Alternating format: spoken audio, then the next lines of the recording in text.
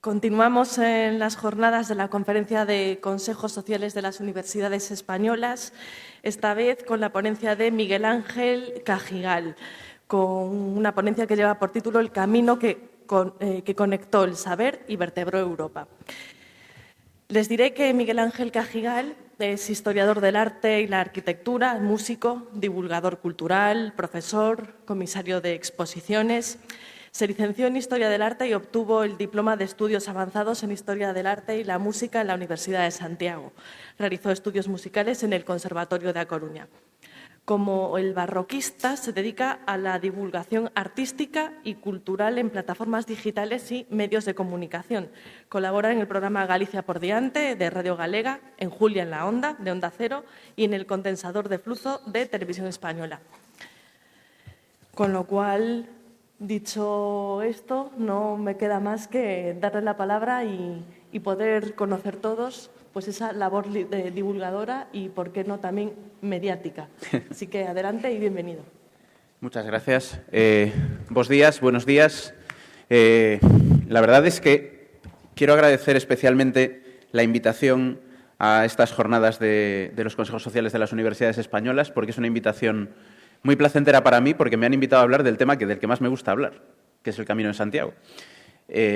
Prometo que no voy a tardar mucho más de media hora en aburrirles. Cuando se planteó esta participación, considerábamos hablar de cómo el Camino de Santiago construyó conocimiento. Y en la mesa que viene después, gente que sabe mucho más que yo, os va a hablar de cómo físicamente se construyó ese conocimiento, de cómo ese conocimiento se desarrolló a partir de esta ruta que, como se nos acaba de decir, comunicó Europa y vertebró a culturas y sociedades que no tenían contacto previo, que tenían unos contactos mucho más blandos, mucho más líquidos. Así que no me voy a centrar tanto en eso como en intentar traer hoy aquí, esta mañana, una pequeña idea de lo que es el Camino de Santiago desde un punto de vista académico, desde un punto de vista científico, si se quiere, porque hay cosas que son difíciles de definir. El Camino de Santiago está definido legalmente incluso, en la legislación que lo protege, pero si todas las personas que estamos aquí por un momento intentásemos hacer una definición del Camino de Santiago, creo que tardaríamos pocos minutos en darnos cuenta de que es difícil. Es difícil explicarle a una persona que no sabe lo que es el Camino de Santiago, qué es exactamente el Camino de Santiago. ¿Es un objeto? ¿Es un hecho material? ¿Inmaterial? ¿Es una actitud? ¿Un hábito? ¿Son los monumentos? ¿Es simplemente la ruta?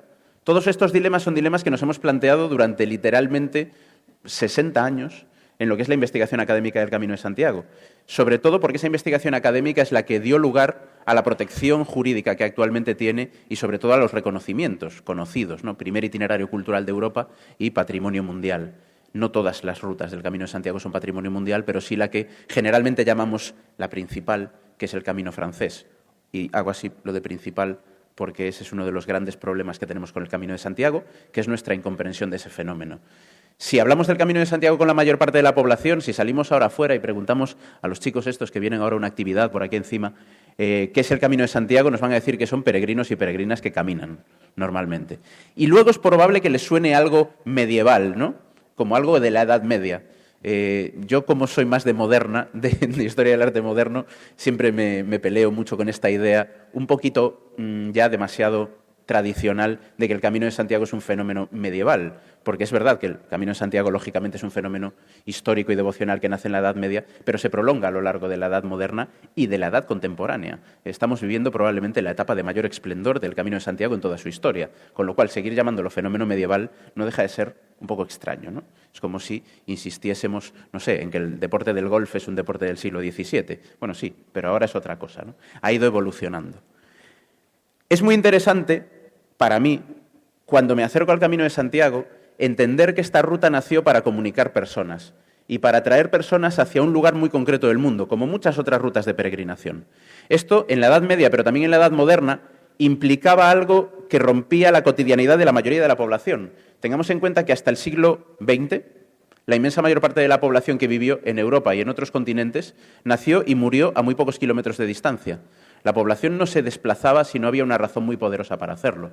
Y esas razones poderosas acostumbraban a ser las guerras, las pestes y las hambrunas, normalmente.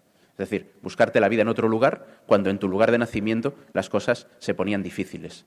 Y de repente en un contexto como este, en el que lo normal para una persona del siglo X o del siglo XIV era nacer y morir más o menos en el mismo valle o en la misma villa de la costa, nos encontramos con un fenómeno que hace que miles y miles de personas atraviesen Europa con una meta clara, ¿no?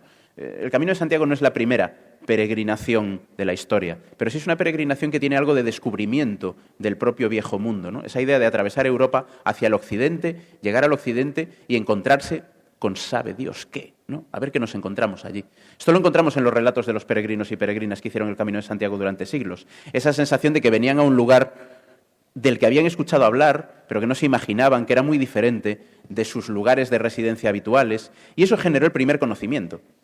Fijaos que probablemente el primer conocimiento que genera el Camino de Santiago, por lo menos en mi opinión, es precisamente ese contacto de que una persona de Francia o una persona de Islandia, en plena Edad Media, emprenda un camino hacia un país que no es el suyo, en el que hay unas tradiciones que no son las suyas, una lengua, una gastronomía, un clima que no es el suyo. Es tremendo. No sé si nos lo imaginamos hoy en día.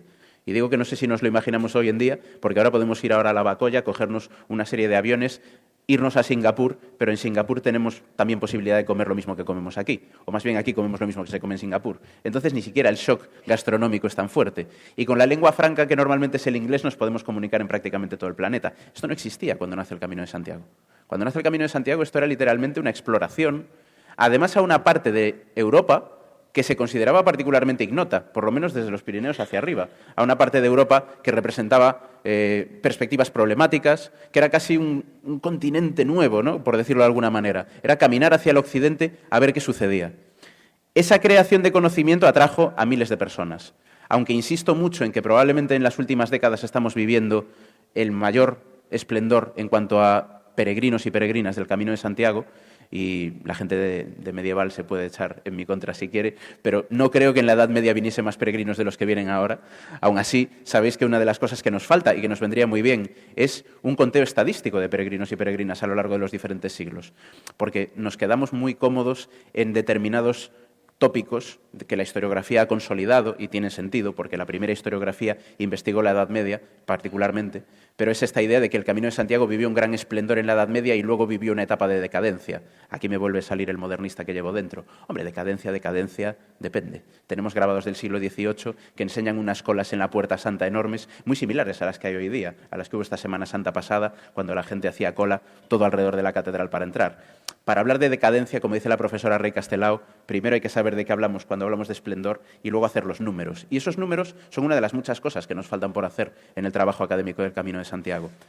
Pero lo importante para mí en ese sentido es cómo personas de toda Europa, entre las cuales se contaban reyes y reinas, nobles, comerciantes muy adinerados, empiezan a sentir esta llamada de la curiosidad y de la exploración. Y empiezan a venir. Y empiezan a dejar sus relatos por escrito. El relato por escrito más conocido que tenemos probablemente es el libro quinto del Liber Sancti Jacobi, eso que erróneamente llamamos el Códice Calixtino. Por favor, vamos a desterrar esto. El Códice Calixtino es un ejemplar que está en la Catedral de Santiago, el Liber Sancti Jacobi es su contenido y hay varias copias en bibliotecas de diferentes partes de Europa, entre ellas en el Vaticano, por ejemplo, o en la Universidad de Salamanca. Hay copias de ese mismo contenido. Ese Liber Sancti Jacobi, en su libro quinto, describe un recorrido. Y tradicionalmente hemos abrazado ese recorrido como si ese fuese el Camino de Santiago de verdad. De ahí la idea que yo lanzaba antes de que creemos que el camino francés es el más importante. Porque el francés es el que está en el libro quinto del Liber Sancti Jacobi. Pero también hay que tener en cuenta que ese libro quinto del Liber Sancti Jacobi ejercía un poco como una especie de guía de viajes de la época. No recogía tanto por dónde venían los peregrinos y peregrinas, que literalmente venían por todas partes, sino que recogía sobre todo por dónde los poderes de la época querían que viniesen los peregrinos y peregrinas. Es un poco casi como una idea de vamos a canalizar a la gente por esta ruta, porque aquí es donde hemos colocado, nos hemos gastado los dineros, en colocar las infraestructuras principales, infraestructuras camineras, puentes, monasterios, hospitales, etc. A partir de ahí hacia adelante, y si partimos del libro quinto hasta la actualidad, tenemos relatos de peregrinos y peregrinas prácticamente para cada década, con muy pocas rupturas en la serie, podemos ver cómo Europa descubrió, o se descubrió a sí misma, caminando hacia Compostela. Porque si salimos de Roncesvalles, como hacen algunos hoy en día, o si salimos de Sarria, aquí a 100 kilómetros, como hacen la mayoría en el presente, nos perdemos la mayor parte del Camino de Santiago, que era gente que venía de Polonia, que venían literalmente de Islandia. Lo de Islandia no lo dije por decir. Sabéis que hubo un príncipe islandés en la Edad Media que intentó peregrinar a Santiago de Compostela y se perdió. Se perdió porque básicamente navegar en la Edad Media era complicado. Entonces las corrientes, en lugar de traerlo al continente, lo llevaron a Groenlandia. Y se quedó en Groenlandia un tiempo a ver si pescaba la corriente buena. Al final no pescó la corriente buena y se volvió a Islandia. Así que hizo una peregrinación un poco sui generis. Pero en todo caso, si vamos por toda Europa, veremos que en casi todas las colecciones nobiliarias, regias, en la mayoría de palacios, encontramos elementos que nos hablan de cómo los antepasados, las personas del pasado de esa estirpe, tuvieron alguna relación con Santiago, peregrinaron a Santiago en algún momento. No siempre tenemos testimonio de esas peregrinaciones, pero muchas veces sí. Y nos ofrecen esa mirada desde el exterior hacia España, desde el exterior hacia Galicia y desde el exterior hacia Santiago de Compostela. Una mirada con mucha curiosidad, pero también con mucha sorpresa.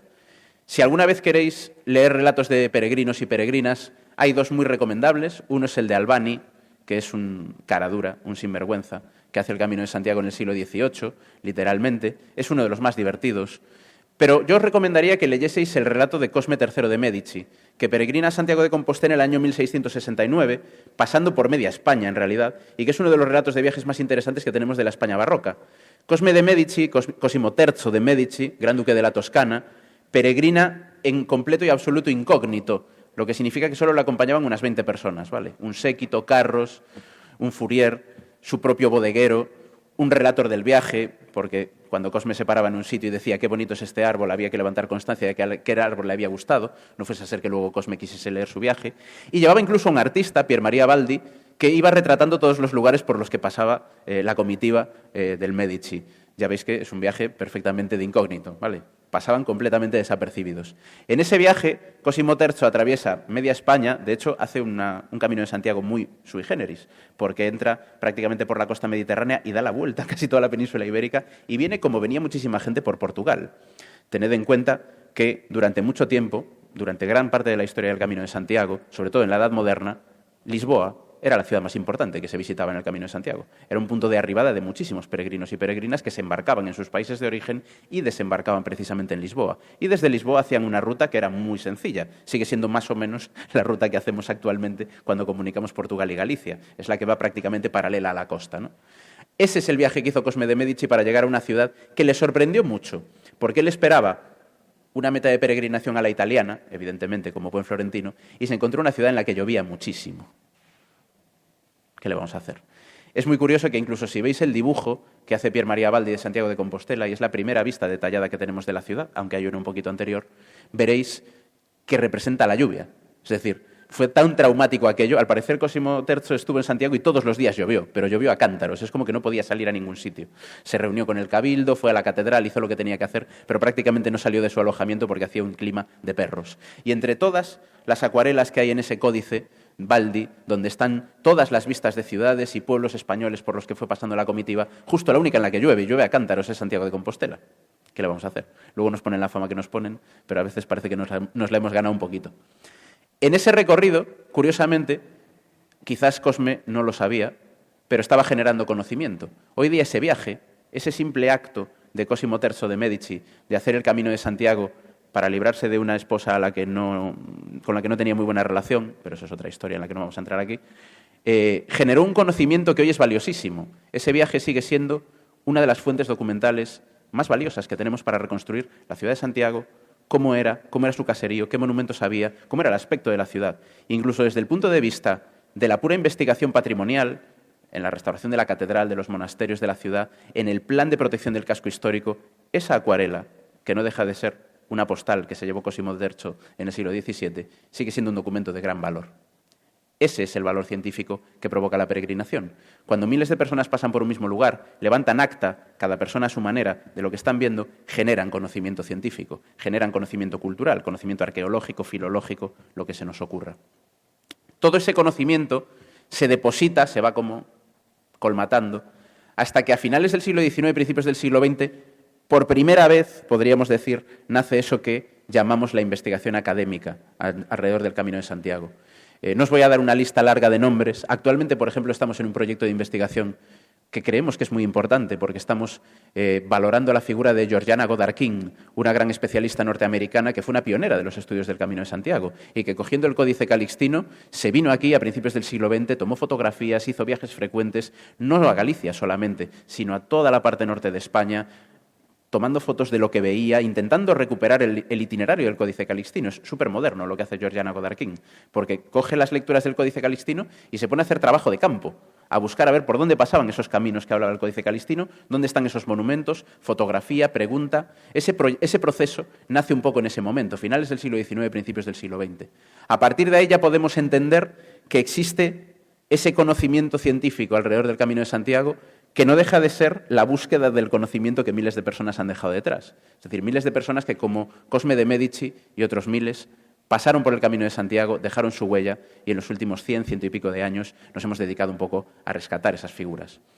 Ese rescate es fundamental, porque si al principio de mi intervención hablaba de que el Camino de Santiago es difícil de definir, incluso difícil de sujetar, si lo intentamos agarrar fuerte, os podéis imaginar lo difícil que es de proteger.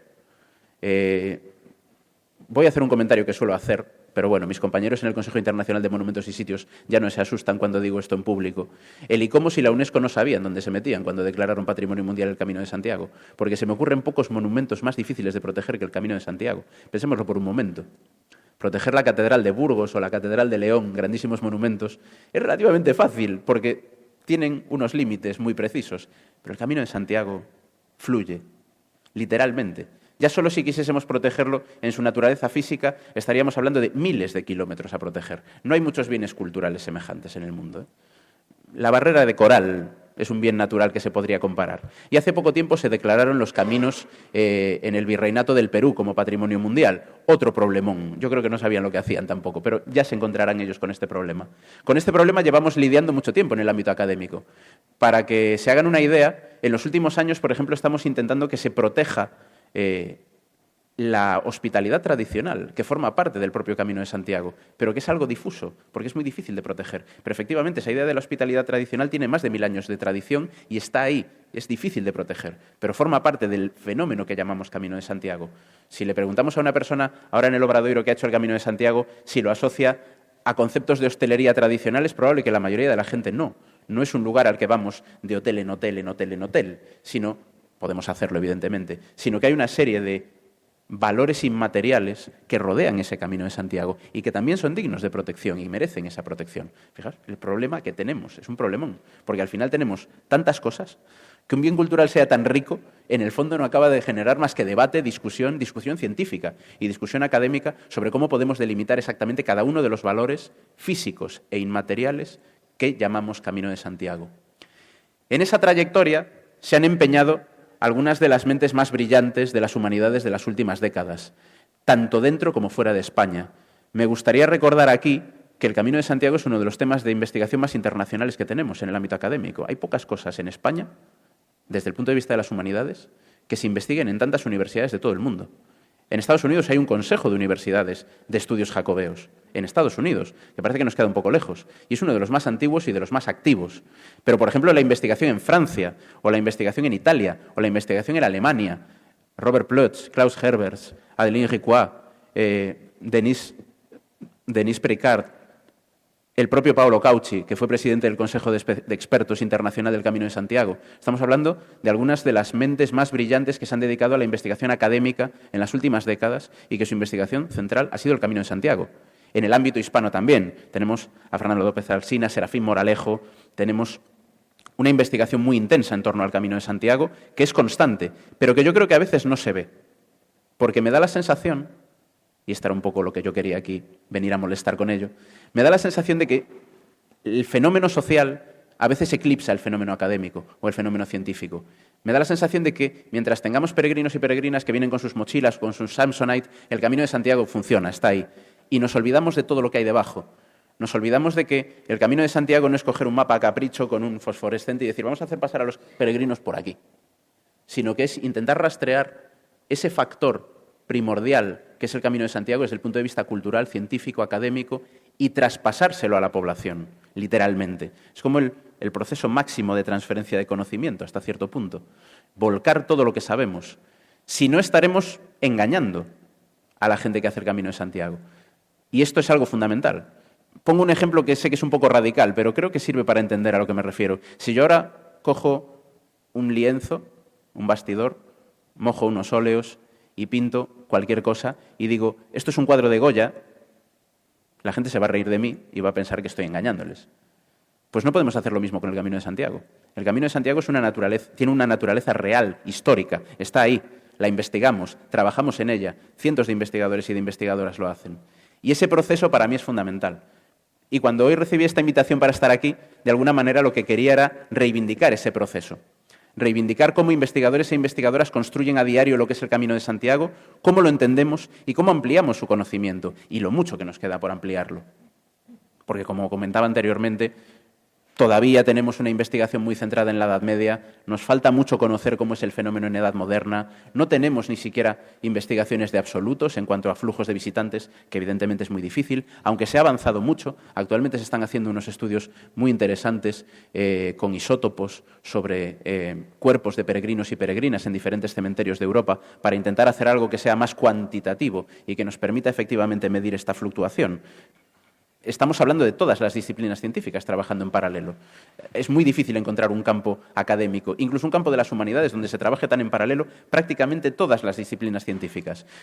Si tomamos las actas de cualquier congreso internacional jacobeo, veremos que en esas actas tenemos economistas, químicos, botánicos, gente de toda la naturaleza, de todo el espectro académico que podemos producir en cuanto a conocimiento, trabajando en torno a este fenómeno, en torno a este proceso. Creo que eso es algo a reivindicar.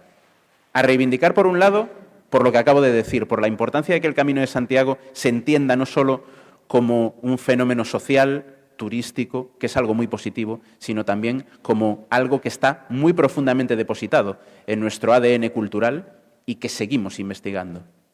Pero también como un espacio de encuentro interdisciplinar. Yo llevo muchos años colaborando con las lecciones jacobeas de la Universidad de Santiago de Compostela, dirigidas por el profesor Miguel Taín, que es el director de la Cátedra Institucional de los Caminos de Santiago. Y por esas jornadas han pasado, como decía antes, personas que se dedican a todas las ramas del conocimiento imaginables.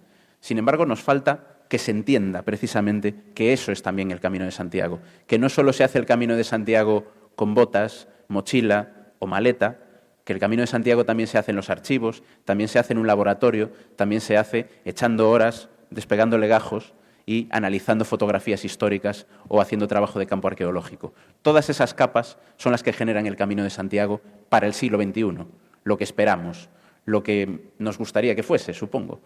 Un campo de investigación multidisciplinar, pero sobre todo un campo de investigación que se reconozca como tal, que se vea claramente cuál es la profunda vinculación que las universidades, que las academias tienen en que el Camino de Santiago sea lo que hoy es.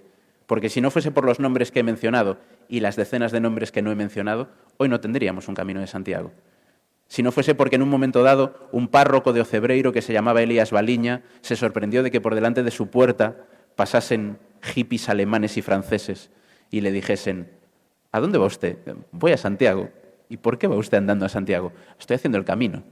Y a partir de ahí empezase a tirar del hilo y empezase a descubrir toda la investigación académica y científica que había detrás, probablemente hoy no estaríamos aquí. No estaríamos aquí en Santiago de Compostela celebrando esta sesión, no estaríamos a la distancia próxima a la que estamos de la catedral y no tendríamos ese fenómeno cultural que es una de las grandes banderas de España en el extranjero, uno de los grandes elementos de la cultura española que se transmite internacionalmente. Muchísimas gracias.